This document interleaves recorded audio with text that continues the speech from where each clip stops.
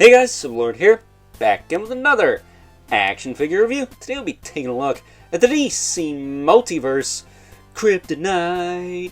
Yeah! If I go crazy, then will you still call me Superman? And I don't give a damn if you don't like Three Doors Down, that song is bussin'. Either way. Random AF 2000s references aside, today we're taking a look at the Kryptonite Doomsday MegaFig, brought to us by the fine folks over at McFarlane Toys. So before we reference any other songs from the early 2000s, why don't we cut right to the chase and get into meat and taters of this review and take a look-see at all Doomsday have to offer in terms of accessories, which ain't much. You get a stand for some reason, judging by his we'll say size 20 shoes. Probably doesn't need those, or that I should say. Wow, I am all over the place with the grammar today. That said, he does have a collectible trading card with a bio on the back that I am going to have my reader read to us, because this Doomsday is a little bit different from the Doomsday we all know and love, especially if you hate Superman. So why don't we take a look-see here. Kryptonite, Doomsday, Superman Batman TM, data file, real name, Joshua Walker. Once a simple Kansas farm boy, Joshua Walker wanted nothing more than to make his parents proud and serve his country. Knowing service meant sacrifice, Walker volunteered for Amanda Waller's Last Line experimental program. Using Kryptonite as a bonding agent, Joshua Zona was intertwined with Doomsday's, mutating him into an unstoppable monster. Dubbed the All-American Boy, Walker's sole purpose became subduing Superman, and if necessary, kill the Man of Steel. DC Multiverse.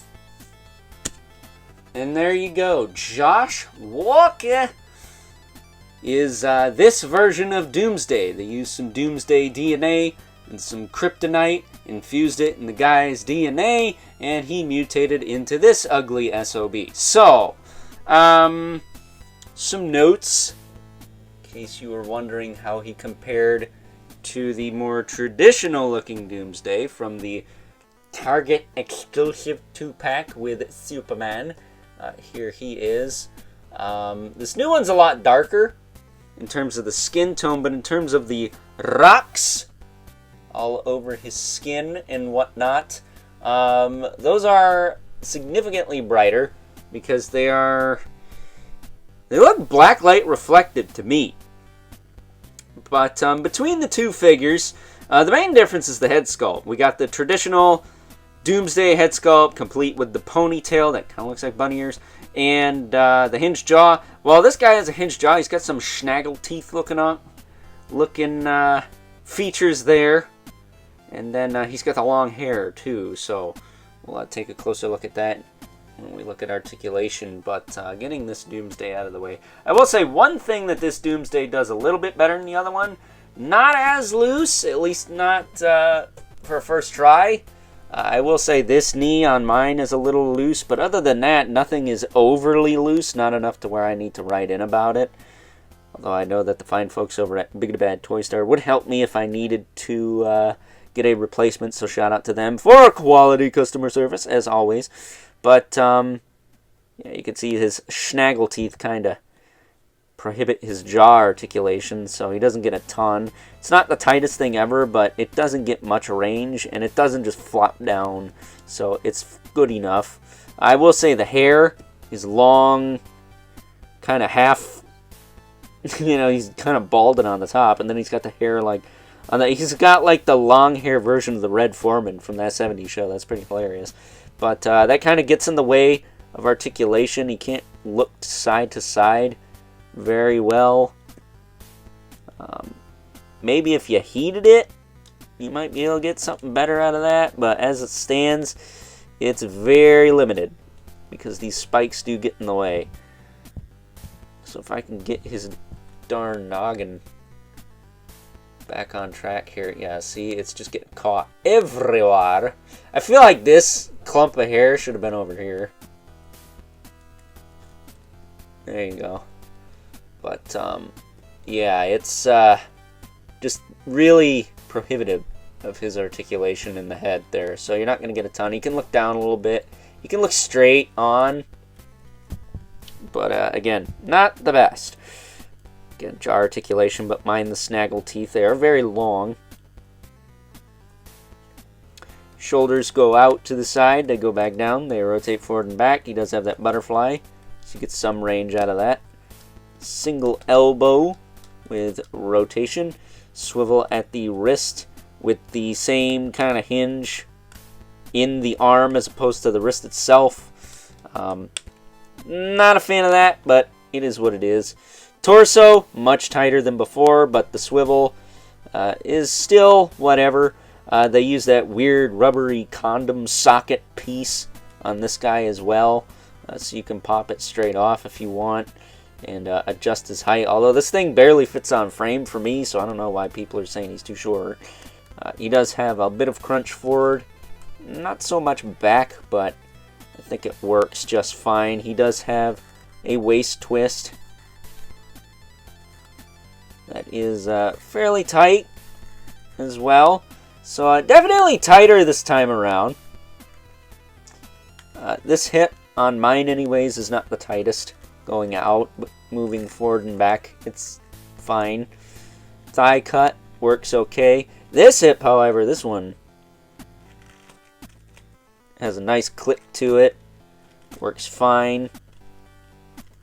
And then the thigh cut also is very tight. Almost difficult to use, but it does work. As you can see there, it does move a little bit, but it is very locked in there. I will say he does have the single knee, and on this guy he doesn't have that hindrance that the other one had, but this knee on mine is very loose. It was loose out of the package, and when I bent it all the way to do the pose for Final Thoughts, it loosened up a little more. I'm hoping that over time that tightens up, because that's the only loose joint on my figure. And he doesn't have a problem standing either. I mean, yeah, his arms are pointed back. He's going to have trouble standing. But if we move him forward, like this, straighten him out a little bit, he stands just fine. So he's not doing the splits or nothing. I'm not going to write in about that. It's whatever. It's just one joint out of all the other joints on this figure. That's not terrible. For McFarlane Toys, that's pretty good average. He does have a swivel below the knee, and then his foot is on a hinge with a rocker. This one is not as tight as this one. This one has a really... actually, they're about the same, so... you can see he wants to lean, but that's because he is not straight. So, once you straighten him out, he's fine. But if you're going to try and pose him and you got a knee like that on yours, you might have a little bit of difficulty there. But for the most part, he stands just fine. You know, he's standing up right now. I don't feel the need to replace him or anything. I think I'll manage. I really do. Like, if friggin' Azrael can stand with an effed up foot, then this guy can stand with a little bit of a limp knee there. So, with that being said, why don't we bring in our two regulars here? Because, again, we already looked at this guy way back in, what, January? When I did a lot of DC stuff before. So, got the Mandibulus there.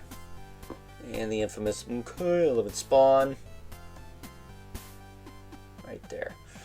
Curious if we'll get the Batman and the Superman to go with this guy. But obviously, since he is a MegaFig, he's going to tower over all Al Simmons there. So, with that being said, it is time now that we wrap things up with some final thoughts.